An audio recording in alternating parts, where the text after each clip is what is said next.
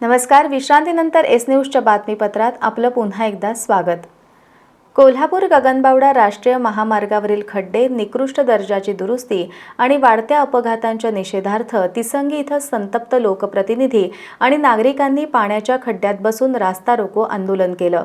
गगनबावडा तालुका कृती समितीसह वाहनधारक, शेतकरी, व्यापारी आणि विविध संघटनांनी सुमारे तासभर आंदोलन करत प्रशासनाच्या अधिकाऱ्यांना धारेवर धरलं.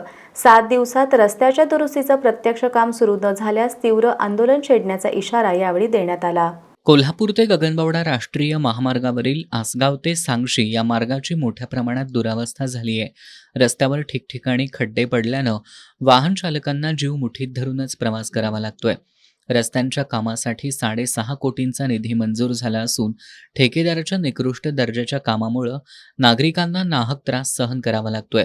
हा रस्ता कोकण आणि कोल्हापूरला जोडणारा महत्त्वाचा मार्ग असल्यानं दररोज हजारो प्रवासी, नोकरदार, शेतकरी, व्यापारी आणि पर्यटक या मार्गावरून प्रवास करत असतात. मात्र खड्ड्यांमुळे वारंवार या ठिकाणी अपघात घडतायत. महामार्गावरील खड्डे, निकृष्ट दर्जाची दुरुस्ती आणि वाढत्या अपघातांच्या निषेधार्थ तिसंगी इथं संतप्त लोकप्रतिनिधी आणि नागरिकांनी खड्ड्यात बसून रास्ता रोको आंदोलन केलं.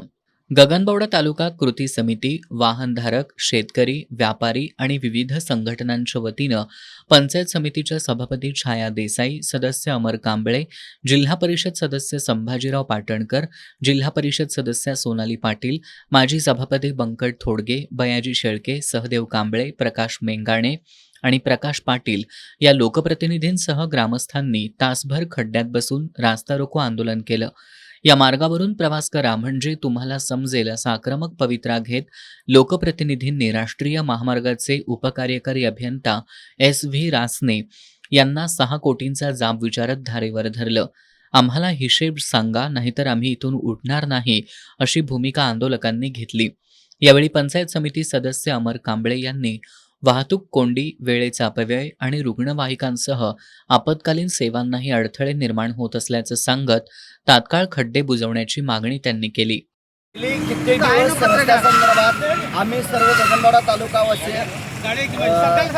महामार्ग, नॅशनल महामार्ग 166 NH यांना वारंवार फोनद्वारे, सूचनाद्वारे सर्व लोकप्रतिनिधी, सर्व जिल्हा परिषद सदस्य असतील, सभापती असतील, उपसभापती असतील, एवढा सदस्य यांनी वारंवार यांना फोनद्वारे सूचना केल्यात, परंतु अद्यापही त्यांनी दखल घेतली नाही. त्यावेळी आम्ही आजचा पवित्रा तीव्र आंदोलनाचा घेतला.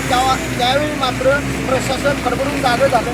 गेली 2 ते 2.5 तास रस्ता रोको केल्यानंतर हे प्रशासन आपल्या मुद्द्यावर येऊन आपली झालेली चूक स्वतःहून मान्य करून आमचा रस्ता चांगल्या पद्धतीने पुन्हा एकदा तयार करून देतील अशी ग्वाही दिलेली आहे आणि निश्चितपणे ते करतील असा अपेक्षा व्यक्त करतो. महामार्गावरील सर्व खड्डे तातडीनं दर्जेदार पद्धतीनं बुजवावेत, उखडलेल्या रस्त्याची कायमस्वरूपी पुनर्बांधणी करावी आणि पाणी साचणाऱ्या ठिकाणी गटारी आणि निचरा व्यवस्था करावी.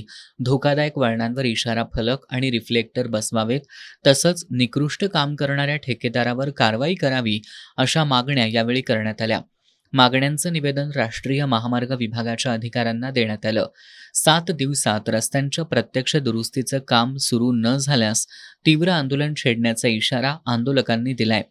यावेळी उपकार्यकारी अभियंता SV रासने यांनी महामार्गावरील सर्व खड्ड्यांची तातडीनं दुरुस्ती करण्यात येईल, नागरिकांना सुरक्षित आणि सुरळीत प्रवास करता यावा यासाठी आवश्यक त्या उपाययोजना तात्काळ राबवण्यात येतील असं आश्वासन दिलं.